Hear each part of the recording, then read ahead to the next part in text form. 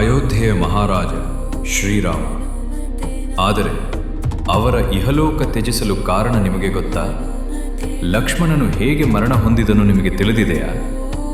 ಶ್ರೀರಾಮನ ಪರಮ ಭಕ್ತ ಹನುಮಂತ ರಾಮನ ಕೊನೆಯ ಕ್ಷಣಗಳಲ್ಲಿ ಅವನ ಪರದಾಟವನ್ನು ನೋಡಿದರೆ ನಿಮ್ಮ ಕಣ್ಣಲ್ಲಿ ನೀರು ಬರಬಹುದು. ತ್ರೇತಾಯುಗ ಮುಗಿಯುವ ಸಮಯ ಶ್ರೀರಾಮನು ರಾವಣನನ್ನು ಸಂಹಾರ ಮಾಡುತ್ತಾನೆ.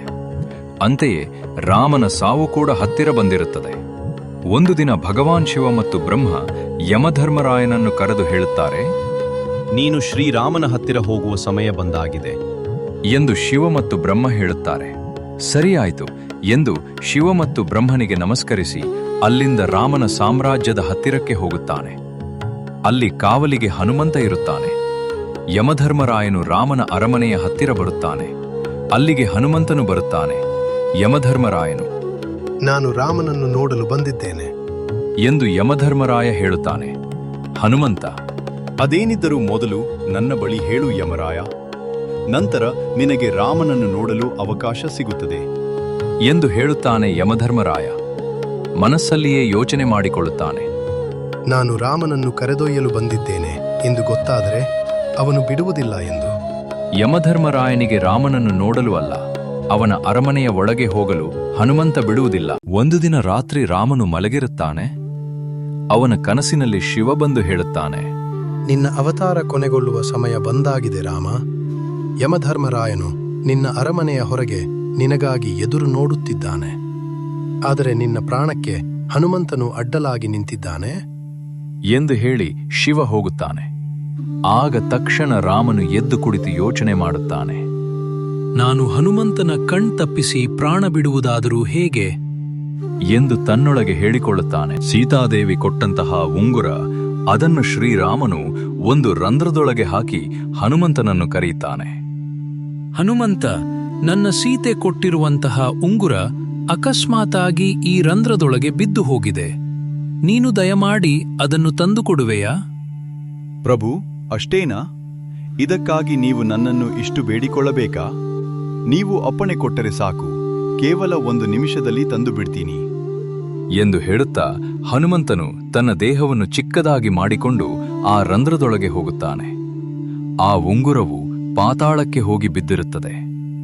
ಆ ಉಂಗುರವನ್ನು ಹಿಂಬಾಲಿಸಿ ಬಂದು ಹನುಮಂತನು ಪಾತಾಳಕ್ಕೆ ತಲುಪುತ್ತಾನೆ. ಅಲ್ಲಿ ನಾಗಲೋಕದ ಅಧಿಪತಿಯಾದಂತಹ ನಾಗರಾಜ ಕಾಣುತ್ತಾನೆ.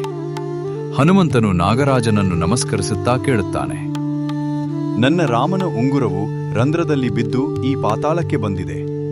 ಸ್ವಾಮಿ, ನಿಮಗೇನಾದ್ರೂ ಆ ಉಂಗುರ ಎಲ್ಲಿದೆ ಎಂದು ಗೊತ್ತಾ?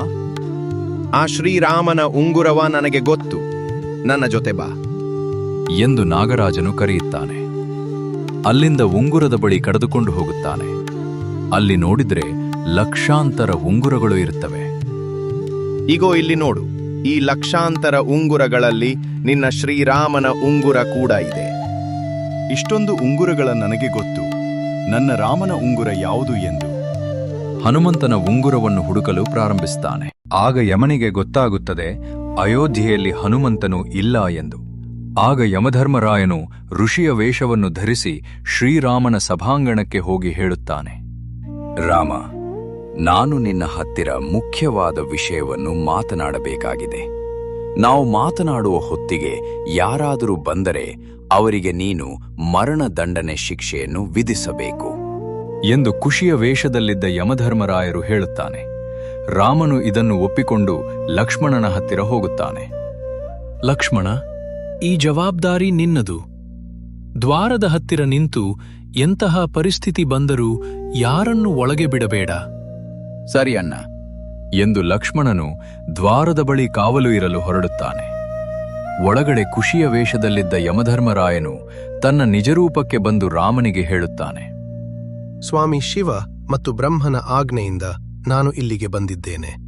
ನೀವು ರಾಮನ ಅವತಾರ ಎತ್ತಲು ಕಾರಣವಾಗಿದ್ದ ಕಾರ್ಯ ಮುಗಿದಿದೆ. ಇನ್ನು ನೀವು ಇಲ್ಲಿಂದ ಹೊರಡಬೇಕಾಗಿದೆ ಮತ್ತು ವಿಷ್ಣುವಿನ ರೂಪಕ್ಕೆ ಬದಲಾಗಬೇಕಾಗಿದೆ ಎಂದು ಹೇಳುವ ಸಂದರ್ಭದಲ್ಲಿಯೇ ಹೊರಗಡೆ ದುರ್ವಾಸ ಮುನಿಯು ರಾಮನ ಹತ್ತಿರ ಮಾತನಾಡಲು ಬರುತ್ತಿರುತ್ತಾನೆ. ದ್ವಾರದ ಬಳಿ ಲಕ್ಷ್ಮಣನು, ಸ್ವಾಮಿ, ಈಗ ನೀವು ರಾಮನನ್ನು ನೋಡಲು ಆಗುವುದಿಲ್ಲ ಎಂದು ಹೇಳುತ್ತಾನೆ. ದುರ್ವಾಸ ಮುನಿಯು ಏನು ಅಷ್ಟು ದೂರದಿಂದ ರಾಮನ ಹತ್ತಿರ ಮಾತನಾಡಲು ಬಂದರೆ ನನ್ನ ನೀನು ಒಳಗಡೆ ಬಿಡದೆ ತಡೆಯುತ್ತಿರುವೆಯಾ? ಇದರಿಂದ ಶ್ರೀರಾಮನು ನನಗೆ ಅವಮಾನ ಮಾಡಿದಂತಾಗುತ್ತದೆ. ನಾನು ಶ್ರೀರಾಮನನ್ನು ಶಾಪಗ್ರಸ್ತನನ್ನಾಗಿ ಮಾಡುತ್ತೇನೆ ಎಂದು ದುರ್ವಾಸ ಮುನಿಯು ಹೇಳುತ್ತಾನೆ. ಲಕ್ಷ್ಮಣನು ತನ್ನ ಅಣ್ಣನಿಗೆ ತೊಂದರೆ ಆಗುವುದನ್ನು ಎಂದಿಗೂ ಒಪ್ಪುವುದಿಲ್ಲ. ಹಾಗಂತ ಒಳಗಡೆ ಹೋದರೆ ಅವನಿಗೆ ಮರಣದಂಡನೆ ಆಗುತ್ತದೆ. ಇದರಿಂದ ಲಕ್ಷ್ಮಣನಿಗೆ ಏನು ಮಾಡಬೇಕು ಎಂದು ತೋಚದೆ ಅಣ್ಣನನ್ನು ಪಾರು ಮಾಡಲು ತಾನೇ ಪ್ರಾಣತ್ಯಾಗ ಮಾಡಲು ಮುಂದಾಗಿ ಒಳಡೆ ಬಂದು ನೆಲಕ್ಕೆ ಕುಳಿತು ಹೇಳುತ್ತಾನೆ, ಅಣ್ಣ, ದುರ್ವಾಸ ಮುನಿಯೂ ಬಂದಿದ್ದಾರೆ. ಆಗ ರಾಮನು ಹಿಂದೆ ತಿರುಗಿ ನೋಡುತ್ತಾನೆ.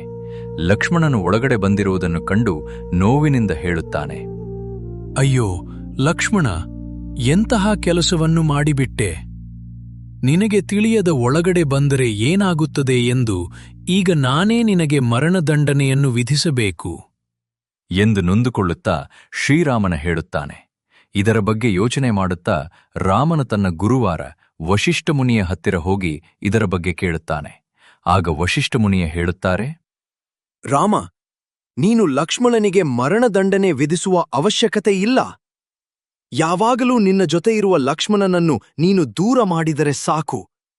ಅದೇ ಅವನಿಗೆ ಮರಣಕ್ಕೆ ಸಮಾನ. ಆದ್ದರಿಂದ ಅವನನ್ನು ನೀನು ರಾಜಧ್ವಜದಿಂದ ಬಹಿಷ್ಕಾರ ಮಾಡು ಎಂದು ಹೇಳುತ್ತಾನೆ. ಮರುದಿನ ಸಭೆಯಲ್ಲಿ ತನ್ನ ಗುರುವಾದ ವಶಿಷ್ಠ ಮುನಿಯು ಹೇಳಿದ ಹಾಗೆ ರಾಮನು ಲಕ್ಷ್ಮಣನಿಗೆ ನೋವಿನಿಂದ ಹೇಳುತ್ತಾನೆ, ಲಕ್ಷ್ಮಣ, ನಾನು ನಿನಗೆ ಹೇಳಿದರೂ ಕೂಡ ನಾವು ಮಾತನಾಡುವ ಸಂದರ್ಭದಲ್ಲಿ ಒಳಗಡೆ ಬಂದಿದ್ದೀಯಾ? ಅದಕ್ಕಾಗಿ ನಿನ್ನನ್ನು ನಾನು ಈ ರಾಜ್ಯದಿಂದ ಬಹಿಷ್ಕಾರ ಮಾಡುತ್ತಿದ್ದೇನೆ. ಇದನ್ನು ಕೇಳಿದಂತ ಲಕ್ಷ್ಮಣನು ಹೇಳುತ್ತಾನೆ, ನಿನ್ನಿಂದ ದೂರ ಇರುವುದಕ್ಕಿಂತ ಸತ್ತು ಹೋಗುವುದೇ ವಾಸಿಯಲ್ಲವಾ ಅಣ್ಣ? ಎಂದು ಹೇಳಿ ಸಭೆಯಿಂದ ಹೋರಾಡುತ್ತಾನೆ. ಅಲ್ಲಿಂದ ಅವನು ಸರಿಯೂ ನದಿಯಲ್ಲಿ ಅವನು ಜಲಸಮಾಧಿಯಾಗುತ್ತಾನೆ. ಅವನೊಂದಿಗೆ ಅವನ ಹೆಂಡತಿಯೂ ಕೂಡ ಜಲಸಮಾಧಿಯಾಗುತ್ತಾಳೆ. ಇದನ್ನು ಕೇಳಿದಂತ ರಾಮನು ನೋವಿನಿಂದ ಹಾಳುತ್ತಾ ಹೇಳುತ್ತಾನೆ, ಲಕ್ಷ್ಮಣನೇ, ಇಲ್ಲದೆ ಇದ್ದ ಮೇಲೆ ಇನ್ನೂ ನಾನೇಕೆ? ನಾನು ಕೂಡ ಜಲಸಮಧಿಯಾಗಬೇಕು ಎಂದು ಶ್ರೀರಾಮನು ತೀರ್ಮಾನಿಸುತ್ತಾನೆ. ಅದೇ ಸಮಯದಲ್ಲಿ ಪಾತಾಳದಲ್ಲಿ ಉಂಗುರಗಳನ್ನು ಹುಡುಕುತ್ತಿದ್ದ ಹನುಮಂತ ನಾಗರಾಜನನ್ನು ಕರೆದು ಕೇಳುತ್ತಾನೆ, ಎಲ್ಲ ಉಂಗುರಗಳು ನನ್ನ ರಾಮನ ಉಂಗುರಗಳ ತರವೇ ಇದೆ. ಇಷ್ಟಕ್ಕೂ ಇಷ್ಟು ಉಂಗುರಗಳು ಇಲ್ಲಿಗೆ ಹೇಗೆ ಬಂದವು? ಅಯ್ಯೋ ಹನುಮಂತ, ಈ ಎಲ್ಲಾ ಉಂಗುರಗಳು ಶ್ರೀರಾಮನದ್ದೇ. ಇಂದು ಶ್ರೀರಾಮನು ನಿನಗೆ ತಿಳಿಸದೆ ಪ್ರಾಣತ್ಯಾಗ ಮಾಡುತ್ತಿದ್ದಾನೆ. ಇದು ನಿನಗೆ ತಿಳಿದರೆ ಇದಕ್ಕೆ ನೀನು ಅಡ್ಡಿಪಡಿಸಬಹುದು ಎಂದು ನಿನ್ನನ್ನು ಇಲ್ಲಿಗೆ ಬರುವ ಹಾಗೆ ಶ್ರೀರಾಮನೇ ಮಾಡಿದ್ದಾನೆ. ಆಗ ಹನುಮಂತ, ಅಯ್ಯೋ, ಇಂದು ನನ್ನ ರಾಮ ನನ್ನನ್ನು ಬಿಟ್ಟು ಹೋಗುತ್ತಿದ್ದಾನೆ. ಇದನ್ನು ನಾನು ಹೇಗಾದರೂ ಮಾಡಿ ತಡೆಯಲೇಬೇಕು ಎಂದು ಹೇಳುತ್ತಾ ತನ್ನ ಕೈಗೆ ಸಿಕ್ಕ ಸ್ವಲ್ಪ ಉಂಗುರಗಳನ್ನು ತೆಗೆದುಕೊಂಡು ವೇಗವಾಗಿ ಅಯೋಧ್ಯೆಗೆ ಹೋರಾಡುತ್ತಾನೆ. ಅಯೋಧ್ಯೆಯಲ್ಲಿ ಎಲ್ಲಿ ಹುಡುಕಿದರೂ ಶ್ರೀರಾಮನು ಅವನಿಗೆ ಸಿಗುವುದಿಲ್ಲ.